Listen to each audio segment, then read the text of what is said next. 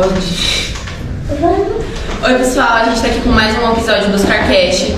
Hoje a gente está aqui com o nosso entrevistado Pio Melo. Representa. Eu sou a Ana. Sou o Gabriel. E é isso, gente. Vamos começar mais uma entrevista. O que exatamente faz um secretário do desenvolvimento? Boa pergunta. Mas deixa eu te contextualizar. Eu, como eu te disse, eu sou professor de matemática do ensino médio, sou professor de finanças, tenho uma empresa que já há quase 30 anos presta consultoria na área de planejamento estratégico para outras empresas. Em 2012 eu fui candidato a vereador pela primeira vez, fui eleito, e desde então a gente vem atuando enquanto vereador tanto na questão da educação, então todos os assuntos que permeiam a educação de São Caetano a gente ajudou a construir, e também um olhar no desenvolvimento. Este ano o prefeito Tite fez um convite para que eu me licenciasse do mandato, então eu sou vereador, mas eu estou licenciado, e assumisse a Secretaria de Desenvolvimento Econômico. E ela faz o quê? Como o nome já diz, a nossa grande obrigação é fazer com que São Caetano se desenvolva do ponto de vista financeiro. Então a nossa secretaria, ela cuida, ela conversa, ela acolhe, ela escuta todas as empresas de São Caetano do Sul, da maior à menor. Então todas as empresas de montadora de veículos, de postos de gasolina, de lojas aqui na Visconde, do shopping, dos bares, 100% de todas as empresas de São Caetano do Sul precisam conversar conosco, para que eu ouça o que elas precisam, o que elas estão imaginando, para que a gente pense em maneiras de cuidar dessas empresas, para que elas continuem vendendo, prestando serviço e gerando receita para São Caetano do Sul. E também atrair novas empresas. Também é pensar, atrair novas empresas, atrair novos empresários para São Caetano do Sul, para continuar gerando emprego, continuar gerando renda para a nossa cidade. Sim. Você podia falar algum projeto para a gente que tem, por exemplo, para trazer essas empresas para dentro de São Caetano, um projeto para isso mesmo? Então, trabalhando. São Caetano do Sul, ela tem algumas características que são próprias. É uma cidade, a segunda menor cidade em termos geográficos do Brasil. É uma cidade, do ponto de vista geográfico, pequena. Então nós temos um problema de espaço. Então a gente não consegue trazer um grande galpão, uma grande empresa para São Caetano do Sul, caso ela precise de espaço. Mas a gente consegue trazer empresas que vendem serviços, que vendem inteligência. Então nós estamos fazendo um trabalho muito forte para que a gente atraia empresas de tecnologia para São Caetano, para que a gente traga empresas do setor farmacêutico para São Caetano. Nós já somos uma referência na área de saúde e agora nós estamos trabalhando para atrair essas empresas, rediscutindo os impostos que elas pagam, discutindo o modal de segurança. Quanto mais segura São Caetano estiver, mais uma pessoa em São Caetano paga a tarifa de ônibus. É um fator que atrai empresas, porque ela economiza. Então são fatores que a gente está trabalhando para o futuro da cidade. E como a cidade se prepara para o futuro? Tem algum plano para deixar a cidade mais tecnológica ou sustentável? Esse é o grande desafio, é o grande X da equação que nós temos que resolver. A São Caetano do presente, de hoje, ela é uma cidade diferenciada. Nós ostentamos um dos melhores índices de desenvolvimento do país, é uma cidade que todo mundo conhece e quer vir morar em São Caetano do Sul. Mas qual é São Caetano que a gente quer para o futuro? Qual é São Caetano que a gente prepara para o futuro? Primeiro, nós temos a obrigação, de fato, de ter um olhar tecnológico para a cidade, mas sem nunca esquecer do acolhimento. A cidade, ela não pode ser algo frio. Então é importante um semáforo inteligente, é importante uma iluminação pública inteligente, é importante uma rede de Wi-Fi conectada de alta velocidade para a cidade inteira. Nós estamos trabalhando nisso. Porém, o lado social, o lado de acolhimento, o lado de investir principalmente na educação é o que fará São Caetano. Então, se você me perguntar qual que é o maior investimento que a gente trabalha para o futuro de São Caetano, eu respondo: são vocês. São vocês as nossas crianças, são vocês os nossos jovens, onde a gente mais investe, onde a gente mais gasta o nosso recurso, para que a gente tenha uma geração de futuro que continue cuidando da nossa cidade. E sobre a educação, existem programas para ajudar os jovens a conseguirem um primeiro emprego ou se tornarem estagiários? Mas temos que ter aí dois olhares. A prioridade do jovem, a prioridade tem de ser o estudo. É claro que eu entendo a realidade das famílias, é claro que muitas vezes um jovem consegue ter uma renda e acrescentar na renda familiar, mas a prioridade, essa aqui vale essa dica deste, não, aí eu não estou falando enquanto vereador, enquanto secretário, eu falo enquanto pai, enquanto professor. O melhor investimento que a gente tem é na sua educação. Porque hoje é muito mais fácil, no presente, às vezes fazer o mais fácil é mais gostoso do que fazer o que é necessário. Então, estudar é chato, quero trabalhar eu vou ganhar meus R$1.000 por mês, um exemplo. Mas você está deixando o seu estudo de lado e daqui 5 anos, daqui 10 anos, aquela renda não é mais suficiente para você aumentar a renda só através do seu estudo. É claro que nós temos programas, por exemplo, nós temos em São Caetano o Jovem Aprendiz, né, que visa exatamente criar oportunidades para o primeiro emprego, para a primeira experiência. Nós estamos dialogando com o SEBRAE, através da nossa secretaria, para que a gente crie um programa específico para a juventude, né, dos 16 aos 22, nessa transição de médio para o primeiro ano da universidade. Né, e ficar atento aos programas. Nós temos aí o programa Pé de Meia do governo federal, nós temos programas de bolsas de estudo do governo federal e do governo municipal, porque para que a gente estimule o jovem a continuar estudando e ter uma renda para somar em casa. Então é importante o primeiro emprego, é importante trabalhar, claro que é, mas neste momento da vida de vocês e de quem nos acompanha, o mais importante é continuar nos estudos. E falando nisso de estudo, na nossa escola, por exemplo, tem aula de educação financeira, mas é uma aula extra, não é uma aula obrigatória. Por que é uma ideia no caso, né? Por que a gente não tem aula de educação financeira no currículo mesmo, para as pessoas aprenderem? Porque, na minha opinião, eu acho que se a gente realmente tivesse aula disso, talvez a gente poderia deslanchar muito mais aprendendo desde mais novo, para quando a gente ficar mais velho conseguir. Em 2013, faz aí 12 anos, meu primeiro projeto de lei, quando eu fui eleito vereador, um dos papéis de um vereador é fazer as leis que não valiam para dentro do município. A minha primeira lei, tenho 15 leis já aprovadas, a minha primeira lei é a educação financeira na rede municipal de São Caetano do Sul. Eu também sou um defensor na grade, eu também entendo que deveria fazer parte da grade, mas o tempo ele é finito, né? Então, para que a educação financeira faça parte da grade curricular, o que não fará parte? E aí, nesse contexto de aprendizado, tudo é importante. Aula de geografia, aula de história, de português, de matemática, né, de ciências, biologia, física, de inglês, tudo é um composto que a soma disso tudo que faz a diferença. Então, neste momento, só de ter a aula já no contraturno, e parabéns ao diretor Edgar, parabéns ao corpo dos professores que oferecem para vocês, mesmo que num outro momento, a aula, o conceito de educação financeira, porque não é um curso, isso é um conceito, isso tem que permear a sua vida inteira. Não adianta você sair da aula de educação financeira, chegar aqui na Visconde e comprar algo que você tanto acha que precisa, mas na verdade você só quer. Então esse conceito de valorizar o que é importante para a gente, e esse é um assunto bacana. Eu sou professor de finanças, né? Eu sou formado em matemática, fiz pós-graduação na GV, sou mestre em educação, estou fazendo um doutorado, e a minha área de atuação é na área financeira, na área de finanças.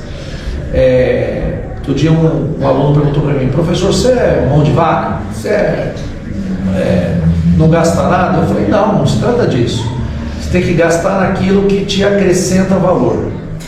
Gasto, preço não é igual a valor. Vou fazer um exercício aqui para vocês todos que estão nos acompanhando. Vai no seu quarto hoje, abre o seu guarda-roupa ou abre o seu armário, olha quantas coisas vocês já compraram e que nunca usaram. Olha quantas coisas que vocês já compraram, se animaram, encheram o saco da mãe, do pai, fez uma economia, comprou e nunca usou. Entendeu? Aí pega isso que você comprou de forma desnecessária e transforma em dinheiro e veja quanto você teria. Então este é o conceito de educação financeira, né? Não é só um curso, é ter um conceito de você investir o seu tempo, investir o seu recurso naquilo que te traz valor, naquilo que agrega valor a você e a sua família. E das leis municipais, que você é autor, qual delas, na sua opinião, você acha que é mais importante? Assim? Acabei de dar dica, né? A minha preferida, o meu xodó é educação financeira e cidadania nas escolas. Mas eu trabalhei muito na lei que hoje a gente tem exame oftalmológico e odontológico nas escolas. Eu sou um defensor que todas as secretarias precisam conversar tendo eixo central a educação. Então, se você leva o pediatra até a escola, se você leva o oftalmo até a escola, o problema é às vezes a criança não está estudando, o jovem não está estudando, não está aprendendo, porque às vezes não está enxergando, não está ouvindo, há algum porém. Então, há um conjunto de leis. Eu sou autor da lei da gratuidade de formatura, entendeu? Para que os formandos gastem com a foto, com isso que é mais assim, o ato de formar tem que ser um direito a todos. Se você paga, você pode. Se ela não paga, ela não pode. Está errado. Todos têm o direito é um momento de celebração do aluno, do professor e da família. Claro, se você quer uma foto, se você quer um vídeo, se você quer algo especial, fica a critério de cada um. Então, essa lei de dar gratuidade é minha. Então, das 15 leis que eu tenho, já aprovaram, tem mais umas 10 em tramitação. Demora para uma lei ser aprovada, não é fácil. Mas a grande maioria passa pela questão da educação. E eu tenho muito orgulho disso. Eu entrei na política para fazer a diferença, para contribuir com a educação. Vou dar um exemplo assim, muito bacana para vocês também. Um exemplo e um alerta. A minha secretaria é Desenvolvimento Econômico, Trabalho, Turismo, Tecnologia e Inovação. São 5 secretarias em uma praticamente. Hoje, um dos maiores problemas das pessoas que não conseguem um trabalho formal é porque muitos não têm, quiçá, o ensino médio completo. Então, nós estamos trabalhando numa parceria com alguns institutos de educação para que os adultos que não têm o ensino médio completo tenham essa formação para que possam ter um emprego melhor.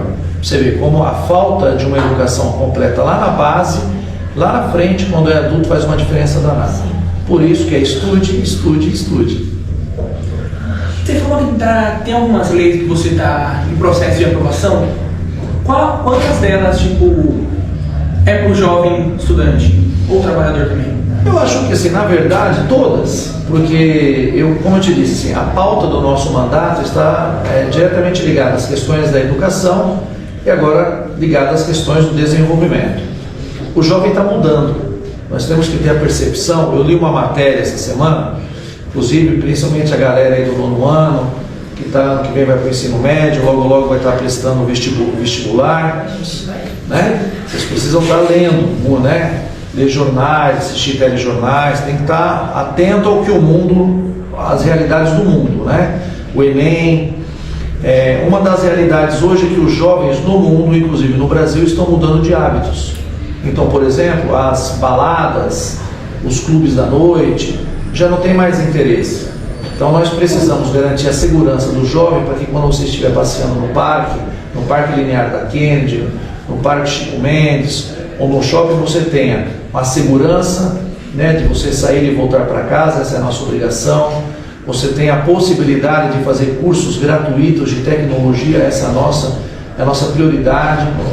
A nossa secretaria vai entregar daqui um mês um grande programa de cursos gratuitos em tecnologia, para ter a compreensão de startups, ter a compreensão de inteligência artificial, 100% gratuito, destinado aos jovens moradores de São Caetano do Sul. Então, além do estudo que faz aqui, que é importantíssimo, mas a nossa secretaria na área de tecnologia precisa oferecer à juventude, né, principalmente às crianças aí do 5º ano em diante, né, o 1 de 2 e o médio, acesso a tecnologias. Isso de forma gratuita, e nós estamos fazendo para atender, para atuar essa nova geração. Um de vocês acabou de me perguntar qual que é o maior investimento da cidade. São vocês. Então nós precisamos cuidar da juventude, precisamos abraçar as crianças, os jovens, para que vocês sejam a próxima geração que fará diferença nas nossas vidas. Alguém dessa sala aqui, ó, daqui 10 anos, 15 anos, pode ser vereador ou vereadora da cidade. Alguém dessa sala aqui, ó, daqui 10, 15 anos, pode ser prefeito ou prefeita da cidade, respeitando as idades. Pode ser um empresário, pode ser uma empresária, pode estar gerando emprego, trabalho e renda. Então eu não posso olhar para vocês só como jovens bonitos, bonitas, inteligentes, queridos. Eu preciso olhar também como uma geração que muito em breve vai estar comandando a gente. E espero que nos comande bem. Realmente. É isso. Então, há parcerias com escolas ou empresas para preparar os estudantes para esse mercado de trabalho, como por exemplo, tem a ETEC, né, mas a ETEC estadual, que tem os cursos, o extra lá, e tem alguns cursos que dão meio que um emprego, um estágio mesmo para os alunos. Belíssima pergunta, inclusive eu fiz ETEC, né? O meu ensino médio fiz no Jorge Street, fiz eletrônica, já faz uns bons e bons anos, inclusive fica a dica.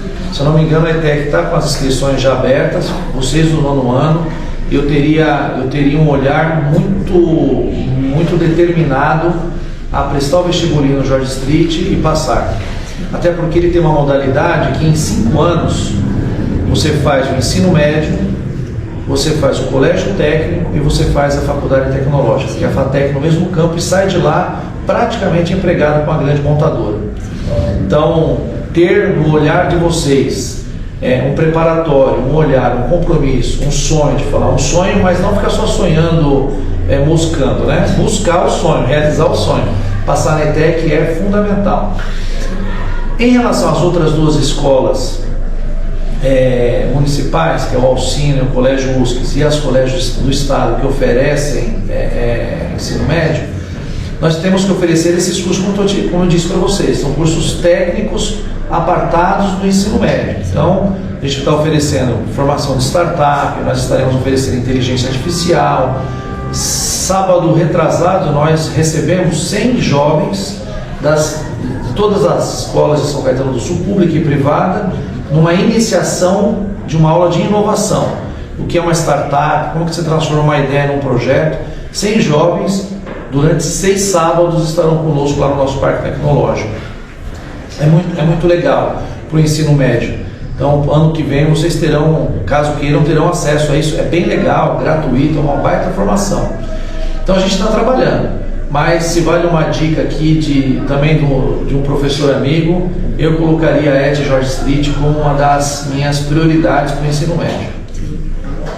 Você falou que você prestou ETEC desde jovem. Você já pensava em ser vereador? Como vereador também? E como foi a sua trajetória desde o começo até? Como você entrou na política? Pergunta boa. Eu acho até que vocês precisam parar de ficar lendo essas perguntas formais aí que vocês fizeram e vai assim.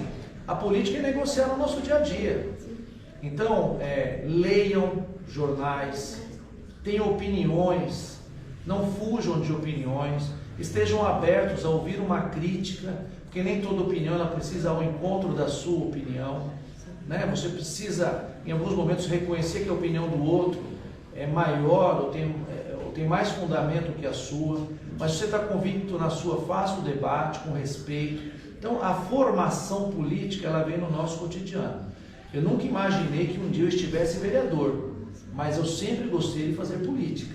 Sempre defendi os interesses, fui representante de classe, né? Participei do Grêmio, participei de encontros, defendi o time que eu participava. Então, o ato de fazer política é um processo que você vai construindo ao longo da sua vida. E no momento oportuno, quando você tiver o seu ideário mais formado, né? Você entender um pouco mais da macropolítica, que são políticas sociais, que são políticas mais à esquerda, mais à direita, mais de centro. Aí você começa a se identificar com partidos políticos, mas não acelere. Uma dica é não acelere o tempo. Vou procurar um partido. Bobagem. Se estude, se qualifica, participe da vida da escola, participe das atividades da escola, se torna naturalmente uma liderança da escola, uma liderança do seu bairro, que naturalmente a política vai te alcançar. Acho que essa é uma boa dica.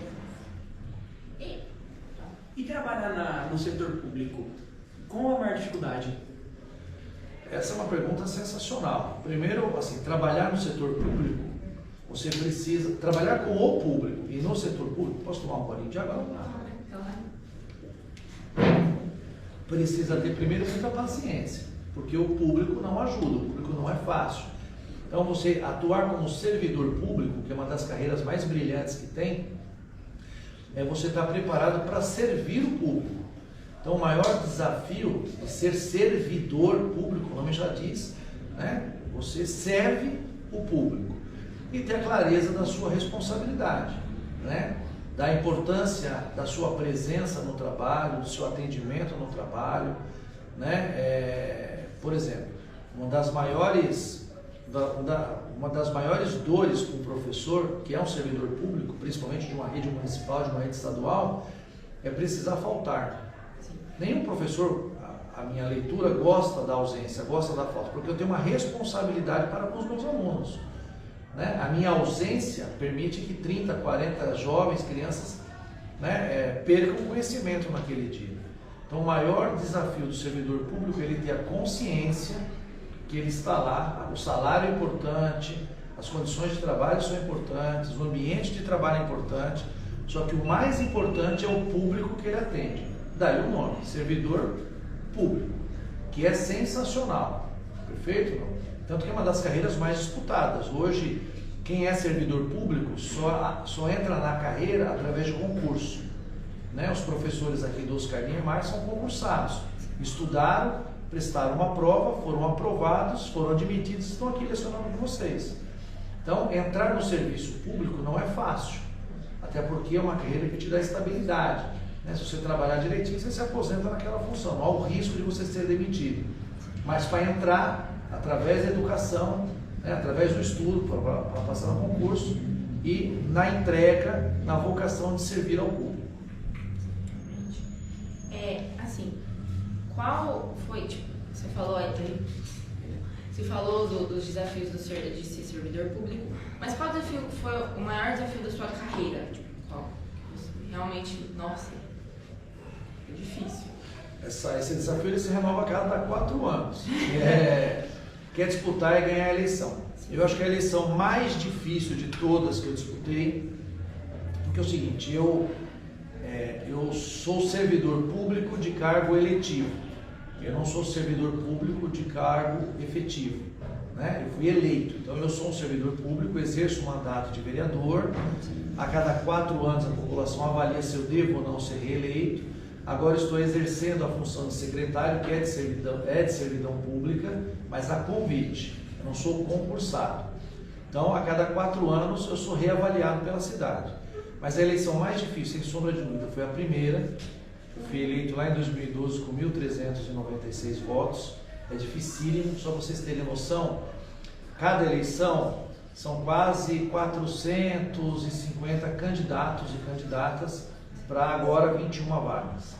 Então são quase 20 candidatos por vaga, é quase que um vestibular.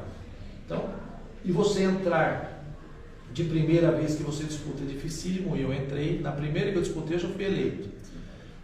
Em 2012, em 2016 eu fui reeleito com 2.698 votos, ou seja, dobrei a votação. Em 2020 fui reeleito com 3.008, em 2024 fui reeleito com 3.101.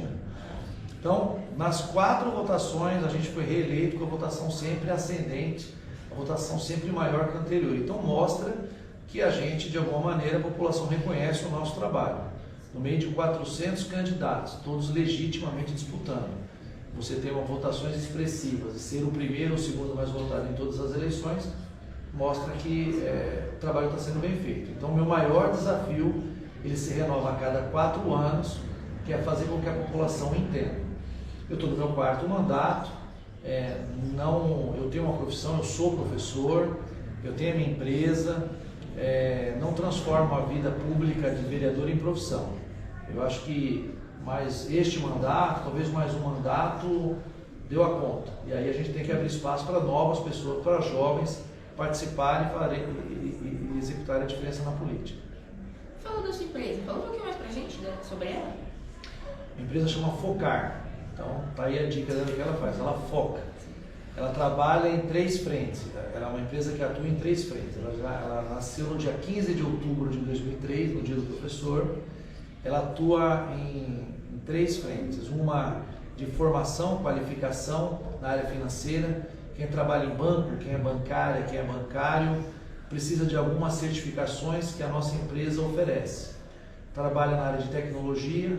A gente tem uma área que só faz sistema, só faz software,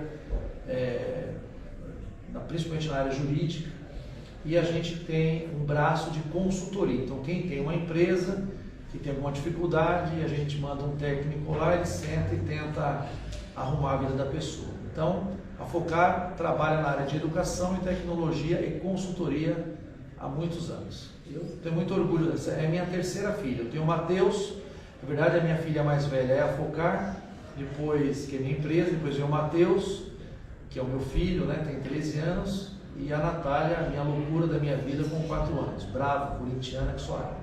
Certo, é ela. Não dá moleza. Tudo que o Matheus tem de leveza no coração, a pequenininha é encardida, não dá moleza. É uma massa, meu irmão. O que te incentivou realmente a criar empresas para ajudar as pessoas? Uma empresa, hoje está na secretaria, quando eu criei a minha, você está dizendo? A sua empresa? A minha. Como eu te disse, assim, eu entendo que o que muda a vida das pessoas é através da educação. Sim. E quando a gente fala educação, a educação ela é ampla. Não é só a educação formal que você tem dentro da escola, aqui no ou aqui dentro do Oscar Niemeyer. A educação, ela permeia a nossa vida. Eu tenho 52 anos e continuo estudando. Tenho certeza que o Edgar, diretor da escola, continua estudando. E às vezes não é um estudo formal, mas ler um jornal, escutar um jornal, participar de um podcast, isso é educação. A gente está formando as nossas opiniões. E há alguns anos atrás, há 25 anos atrás, eu percebi que muitos profissionais não avançavam na carreira por falta de formação. Então, lá atrás, a gente identificou algumas necessidades, abriu uma empresa que oferecesse a esses trabalhadores e trabalhadoras do ramo financeiro algumas informações que elas não tinham, algumas certificações que elas não conseguiam alcançar. E deu certo, alguns bancários e bancárias começaram a estudar conosco, aumentaram o conhecimento, tiraram as certificações, foram promovidos, aí indicava para o amigo ia lá, então foi crescendo. Hoje a Focar já atuou, nós já ajudamos a qualificar e formar mais de 30 mil bancárias e bancários ao longo desses anos no Brasil. Nossa.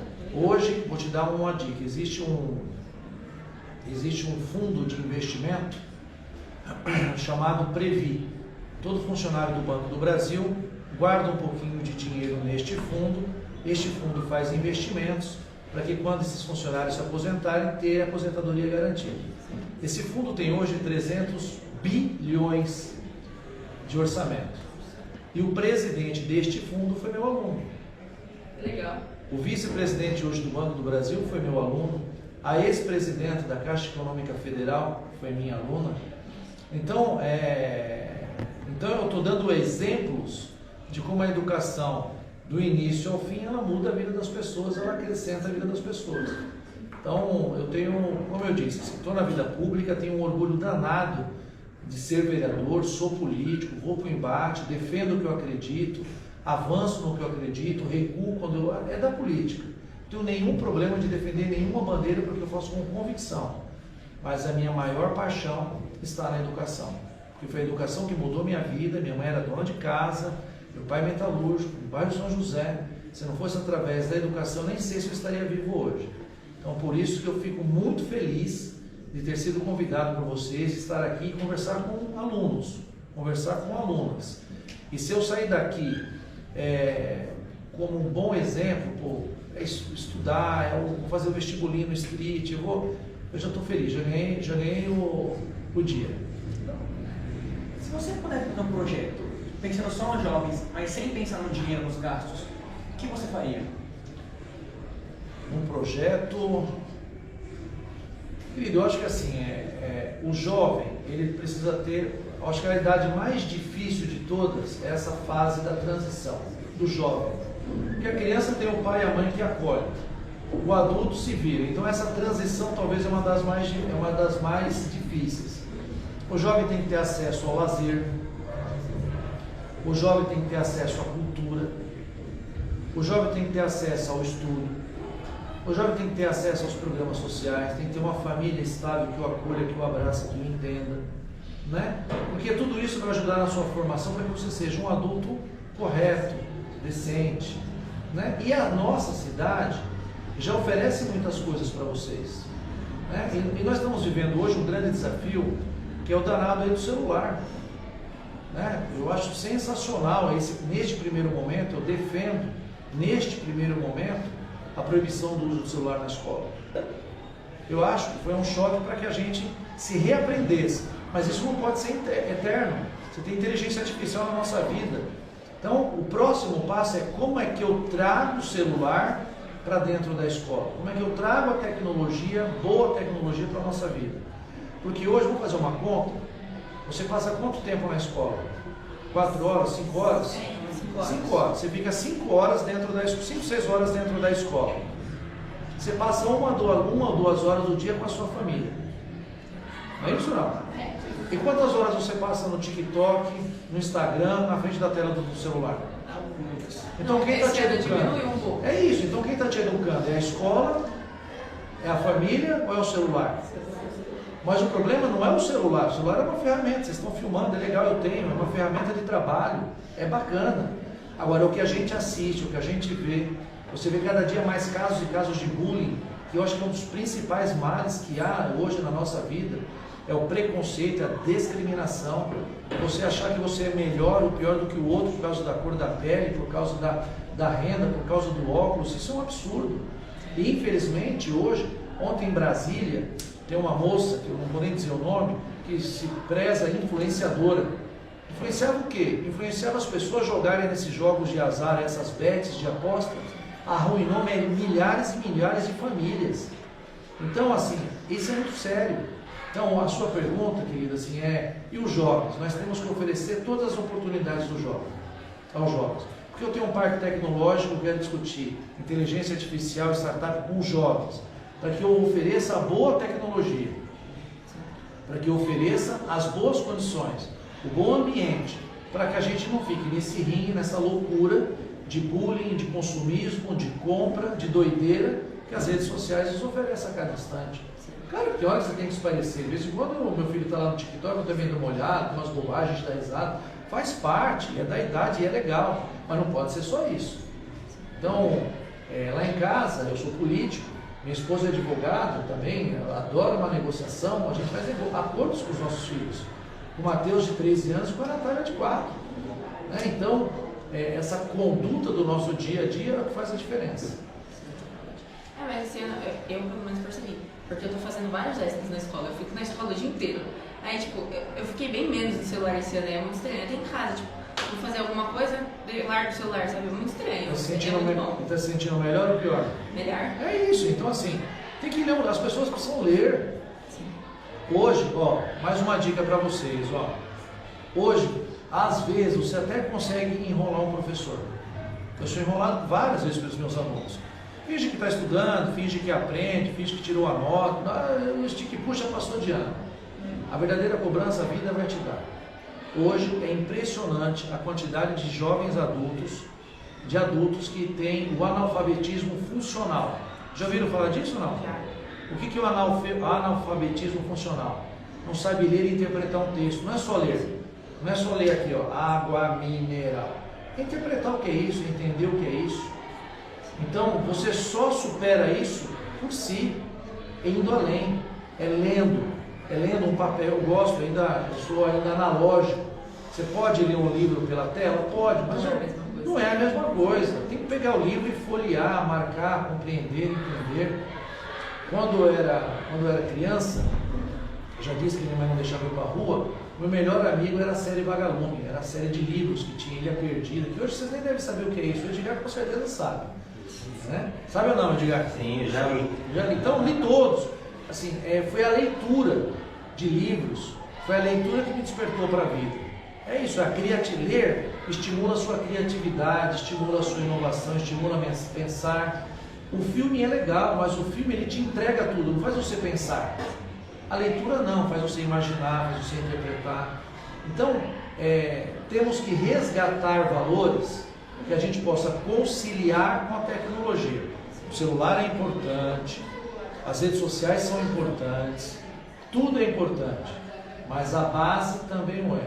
Que é o estudo, é o respeito à família, é o respeito aos professores, é o hábito da leitura, né? É o hábito da interpretação da matemática, é entender que tudo tem importância, a geografia é importantíssima, né? A história é importantíssima, né? Se você não conhece o seu passado, como que você se prepara para o seu futuro, daí a importância da história. Então, são valores que eu acho que são bacanas a gente ter isso sempre no nosso radar. Muito obrigada, viu? A gente está muito obrigada por participar da nossa entrevista. Isso foi um ótimo entrevistado, de verdade. E é isso, muito obrigada. A gente vai deixar seu Instagram aqui embaixo e a gente vai finalizar agora, tá bom? Fechou. Tem mais alguma coisa para falar? Tem. Se você me perguntar qual é o meu projeto de lei que eu tenho mais orgulho, educação financeira. Mas qual foi a minha pauta que mais me trouxe felicidade? É o projeto que hoje está em execução, chamado Mães Acolhedoras, que está hoje aqui, inclusive, em Montes Claros. Esse projeto, nosso mandato lutou, trabalhou junto ao ex-prefeito, Auríquio, trabalhamos junto ao atual prefeito Tite, que é um defensor da educação, tem um compromisso com a educação. Então, de todas as lutas recentes pela educação, o projeto Mães Acolhedoras, uma das minhas principais conquistas, eu sei que elas têm ajudado muito na vida de cada um. E para fechar, eu agradeço todos vocês, estou muito feliz de estar aqui, de ter sido entrevistado pelas meninas, pelos meninos, com perguntas inteligentes, com perguntas interessantes. Sou grato à direção da escola, foi o nosso diretor, o Edgar, que me convidou, pela uma rede social, pelo Instagram, de madrugada, entendeu? De madrugada. E aí, Piozão, tá acordado? Tô. Quarta-feira topa? Top. E olha que foi uma resposta bem rápida. Top, claro que eu topo, entendeu? Tinha 3 agendas na secretaria, cancelei para estar aqui, porque aqui é mais importante, dialogar com vocês é muito importante. Então, a palavra é gratidão. Vou estar presente aqui na festa. Quando é a festa? Dia 28. Dia 28 de junho. Estarei aqui no dia 28 de junho para prestigiar. Novamente, vou fazer uma doação para a APM, como a gente faz todo ano, porque eu sei da importância. Então, eu saio daqui com um sentimento de gratidão por ter tido a oportunidade aonde ter sido entrevistado por vocês. Edgar, parabéns, queridos. Faz um trabalho brilhante. Essa escola é uma das referências da nossa educação, você é um diretor referência da nossa educação, mas você só é especial porque você tem alunos especiais. Então cuide, já dizia Henrique Juliano, cuida bem deles. Obrigado. Muito obrigada. E é isso, gente. Vamos gravar? Não. É isso, gente. A gente está terminando aqui mais um podcast. Muito obrigada por assistirem até aqui.